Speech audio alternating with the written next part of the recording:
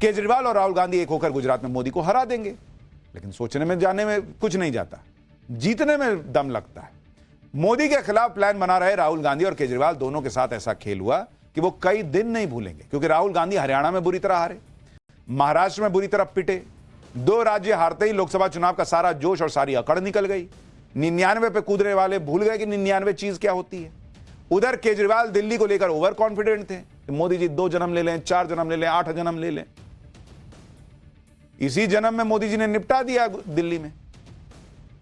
इस तरह से राहुल गांधी और केजरीवाल दोनों की राजनीति को नरेंद्र मोदी ने कुछ महीने में उसी कागज में जिसमें लिखा था कि यहां रहेंगे वहां रहेंगे, उसमें लपेटा और उधर फेंक दिया। इंडी गठबंधन वाले तो आपस में निपट रहे हैं, एक दूसरे से बदला ले रहे हैं। उधर बीजेपी अपनी सरकार बनाने की तैयारी कर रही है। दिल्ली में सीएम का शपथ ग्रहण समारोह रामलीला मैदान में भव्य तरीके से होने जा रहा है और इसके लिए रामलीला मैदान सजने लगा। टेंट और सोफे लग रहे हैं, वीआईपी मेहमानों के बैठने के लिए बड़ी संख्या में कुर्सियां लगा दी गई हैं, सुरक्षा व्यवस्था चाक चौबंद। बीजेपी के वरिष्ठ नेताओं ने आज रामलीला मैदान में जाकर देखा कि भाई इतना वीआईपी लोग बुला रहे हैं, इतने लोगों को बुला रहे हैं, इतने साल बाद शपथ ग्रहण होगा, बीजेपी का मुख्यमंत्री बनेगा, तो सब ठीक है कि नहीं है। तो देखने गए वो लोग। तैयारियां किस तरह पर हो रही है इसका अंदाजा इस बात से लगाइए कि शपथ ग्रहण समारोह में प्रधानमंत्री मोदी, अमित शाह, मुख्यमंत्री योगी आदित्यनाथ समेत 50 से ज्यादा बड़े नेता पहुंचेंगे। इसके अलावा 20 राज्यों के मुख्यमंत्री, सभी केंद्रीय मंत्री, एनडीए नेताओं को भी बुलाया गया। शपथ ग्रहण की जगह तय हो गई, तारीख तय हो गई, मेहमानों की लिस्ट भी तैयार हो गई, लेकिन अभी तक सीएम को लेकर सस्पेंस बना हुआ है। जिन लोगों के नाम चर्चा में चल रहे हैं उसमें पहला नाम चल रहा है प्रवेश वर्मा का, जिसके बारे में हमने पाठशाला में आपको हमेशा से बताया। क्योंकि इन्होंने केजरीवाल को हराया, प्रवेश वर्मा दिल्ली के सांसद भी रह चुके हैं और पूर्व सीएम साहिब सिंह वर्मा के बेटे हैं, जाट नेता हैं, तो दिल्ली के साथ हरियाणा, पश्चिमी यूपी, राजस्थान की जाट राजनीति में भी फिट बैठते हैं। तो इनका नाम टॉप पे चल रहा है। लेकिन इनका नाम अकेला नहीं है जो चल रहा है। दूसरा नाम चल रहा है रेखा गुप्ता का। वो शालीमार बाग सीट से पहली बार विधायक बनी है। रेखा गुप्ता 3 बार पार्षद रह चुकी हैं और आरएसएस से जुड़े होने की वजह से सीएम चेहरा हो सकती है, ऐसा कहा जा रहा है। तीसरा नाम चल रहा है ग्रेटर कैलाश से विधायक शिखा राय का। शिखा राय ने ग्रेटर कैलाश से मंत्री सौरभ भारद्वाज को हराया है। चौथा नाम है मोहन सिंह बिष्ट का। मोहन सिंह बिष्ट ने मुस्लिम बाहुल्य सीट मुस्तफाबाद से जीत हासिल की। स्पीकर पद के लिए भी उनका नाम आगे चल रहा है। 5वां नाम है मालवीय नगर से विधायक सतीश उपाध्याय का। सतीश उपाध्याय बीजेपी का ब्राह्मण चेहरा है, दिल्ली बीजेपी के अध्यक्ष रह चुके हैं। छठा नाम है जनकपुरी से विधायक आशीष सूद का। आशीष सूद पहली बार विधायक बने हैं। फिलहाल वो गोवा बीजेपी के प्रभारी और जम्मू कश्मीर में बीजेपी के सह प्रभारी। 7वां नाम है उत्तम नगर सीट से जीते पवन शर्मा का। लेकिन सीएम कौन बनेगा ये किसी को पता नहीं।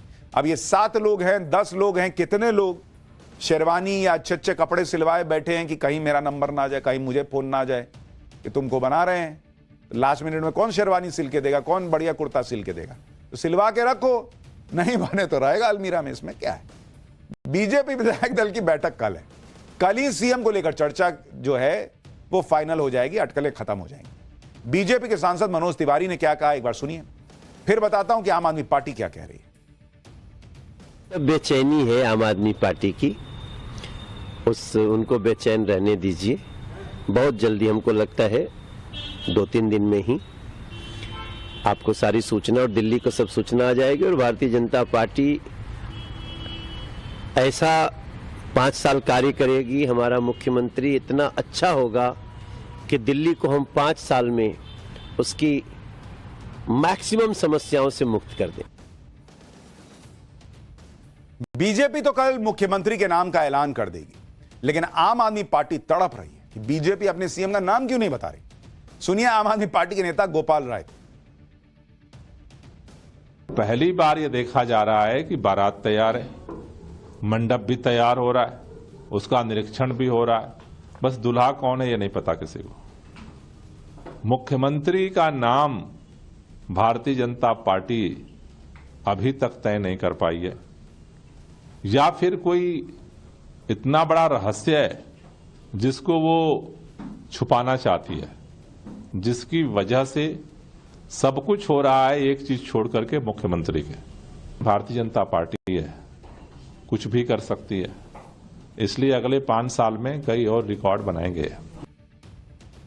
दरअसल आम आदमी पार्टी को लग रहा होगा कि इनको भी तो विपक्ष में बैठ के वो वाला गेम खेलना है। पहले खेलते थे शुरू करें अंताक्षरी लेके प्रभु का नाम, इनका नारा होगा शुरू करें हंगामा लेके मुख्यमंत्री का नाम। तो मुख्यमंत्री का नाम ही नहीं पता है तो हंगामा किसके नाम पे करें? ये खुद ये नहीं बता रहे कि केजरीवाल कहां गायब है। भाई हार गए ठीक है, पब्लिक के बीच तो आइए। गोपाल राय ये बयान तब दे रहे हैं जब उनकी ही पार्टी में यह तय नहीं हो पाया कि दिल्ली विधानसभा में नेता विपक्ष कौन होगा। भाई केजरीवाल तो अपनी सीट हार चुके हैं। उसके बाद 4 नामों की चर्चा हो रही है।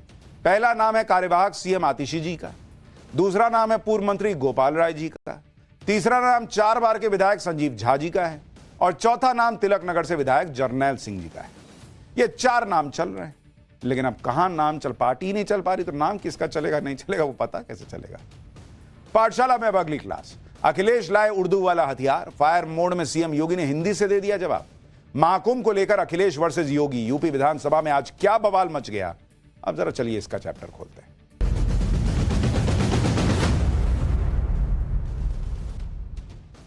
प्रयागराज महाकुंभ में उमड़ रही श्रद्धालुओं की भारी भीड़ के बीच आज लखनऊ में यूपी विधानसभा का बजट सत्र शुरू हुआ।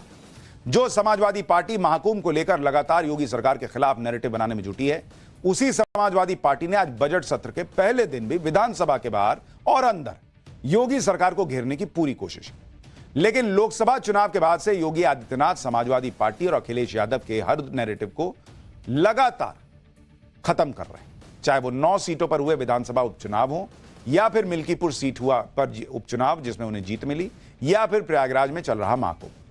आज यूपी विधानसभा के बजट सत्र के पहले दिन भी समाजवादी पार्टी ने सीएम योगी को घेरने की कोशिश की, जिसके लिए समाजवादी पार्टी ने उर्दू को हथियार बनाया।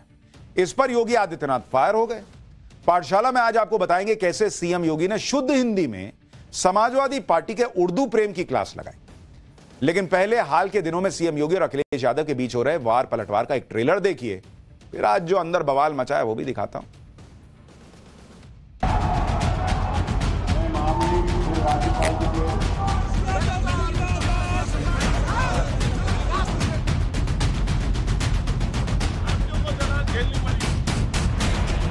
उर्दू क्यों नहीं करते?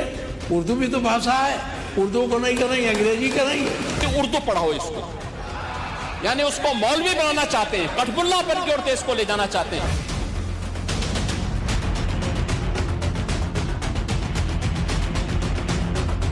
उत्तर प्रदेश की अकेली अर्थव्यवस्था को महाकुंभ प्रयागराज के माध्यम से 3 लाख करोड़ रुपए की नई बढ़ोतरी होने जा रही है। धार्मिक आयोजन मुनाफा के लिए नहीं होते हैं। हमारे मुख्यमंत्री जी क्या कह रहे हैं कि 2 लाख करोड़ का व्यापार होगा। प्रदेश क्या दे देगा नया?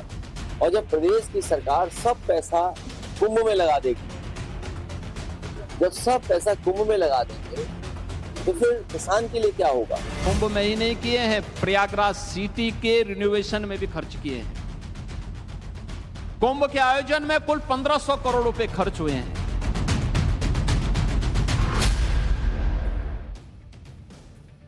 समाजवादी पार्टी ने आज बजट सत्र के पहले ही दिन महाकुंभ और दूसरे मुद्दों पर योगी सरकार को घेरने की पूरी कोशिश की। यहां तक तो सब ठीक था, लेकिन जैसे विधानसभा के अंदर समाजवादी पार्टी के विधायक माता प्रसाद पांडे ने उर्दू की वकालत करते हुए योगी सरकार को घेरने की कोशिश की तो सीएम योगी भड़क गए। ऐसे गुस्से में आ गए कि विधानसभा में सब हैरान रह गए। सुनिए समाजवादी पार्टी के नेता माता प्रसाद पांडे ने क्या कहा, जिस पर सीएम योगी का माथा गर्म हो गया।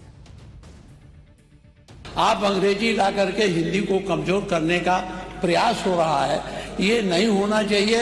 हिंदी को हटाने के लिए हम लोगों ने यातनाएं झेली हैं। दिल्ली तिहाड़ जेल में बंद रहे हैं, लखनऊ जेल में बंद रहे हैं, गोरखपुर के जेल में बंद रहे इस आंदोलन, इसलिए कि ये हिंदी अंग्रेजी यहाँ माध्यम न बने।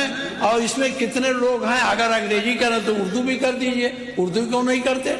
उर्दू भी तो भाषा है। उर्दू को नहीं करेंगे, अंग्रेजी करेंगे। हर अच्छे कार्य का विरोध करेंगे। हर अच्छा कार्य जो प्रदेश के हित में है, देश के हित में है, आप उसका विरोध करेंगे। और मुझे लगता है इस प्रकार के विरोध की निंदा होनी चाहिए और हम इसका समर्थन करते हैं जो उत्तर प्रदेश के बोलियों को सम्मान मिला। मैं आपका धन्यवाद करूंगा, विधानसभा सचिवालय को इस बात के लिए धन्यवाद दूंगा। कल हम लोगों ने यहाँ पे इसका शुभारंभ किया, समाजवादी पार्टी ने उसका विरोध किया और मुझे लगता है कि प्रोसीडिंग का हिस्सा होना चाहिए। इनको समाज के सामने एक्सपोज करना चाहिए। अपने बच्चों को ये लोग पढ़ाएंगे इंग्लिश स्कूलों में और दूसरे के बच्चे के लिए अगर सुविधा सरकार देना चाहती है तो कह देंगे उर्दू पढ़ाओ इसको। यानी उसको मौलवी बनाना चाहते हैं, कटगुल्ला बन के और केस को ले जाना चाहते हैं। ये नहीं चल सकता। योगी ताल ठोक के कह रहे हैं अपने बच्चों को अंग्रेजी पढ़ाने वाले दूसरे के बच्चों को सिर्फ उर्दू पढ़ाना चाहते हैं। देखिए हुआ क्या है, थोड़ा यह भी समझिए। वो योगी इतना भड़क क्यों गए समाजवादी पार्टी के उर्दू प्रेम पर? दरअसल योगी सरकार ने फैसला लिया कि यूपी विधानसभा में बजट सत्र की कार्रवाई हिंदी के साथ साथ अवधी, ब्रज, भोजपुरी, बुंदेली और इंग्लिश भाषा में सुनी जा सकेगी। विधानसभा के इसी लैंग्वेज सिस्टम का समाजवादी पार्टी ने विरोध शुरू कर दिया और आपत्ति जताई कि इंग्लिश है तो उर्दू क्यों नहीं। इंग्लिश का विरोध करने के साथ ही माता प्रसाद पांडे ने उर्दू भाषा के इस्तेमाल की जोरदार वकालत की, जिसने सीएम योगी को गुस्सा दिला दिया।